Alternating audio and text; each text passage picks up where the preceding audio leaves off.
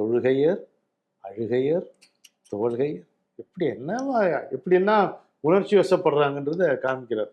சொல்ற அப்படியே விடாம கூப்பினகை பிசகாம அப்படியே ஏதோ தொழுதுகிட்டே இருப்பாங்க. அத மாதிரி திருக்கோவில்ல சில பேரை நான் பார்த்திருக்கேன். எனக்கு வேடிக்கையா இருக்கும்.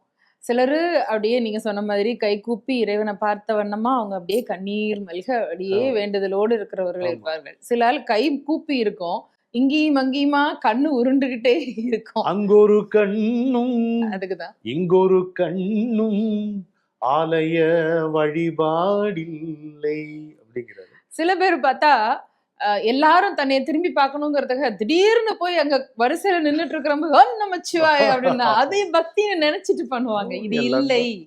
இப்படி எல்லாம் வித்தியாசமான மனிதர்கள் இருப்பாங்க. நிறுத்தாம அழுதுட்டு இருப்பாங்க. அழுகை துவழ்கையருங்கிற நிக்க கூட முடியாம சில பேர் அவஸ்தையில இருப்பாங்க. அதையும் நம்ம பார்ப்போம். இவரே நம்ம மாணிக்கவாசக பெருமாள் பத்தி திருவிளையாடற் புராணத்துல ஒரு காட்சி, மாணிக்கவாசகர் காட்சி. அழகர் தொழுத கையினர், துளங்கிய முடியினர், துளும்ப அழுத கண்ணினர், பொடிப்புறும் யாக்கையர், நாக்கு தழுதழுத்த வன்புறையினர், தமை இழந்து அழல்வா இழுத அன்ன மெய்யினர் பணிந்து ஏத்துவாரானார். மாணிக்கவாசகர் பத்தி திருவிளையாடற் புராணத்துல பாட்டு வரும். அழகா இருக்குது.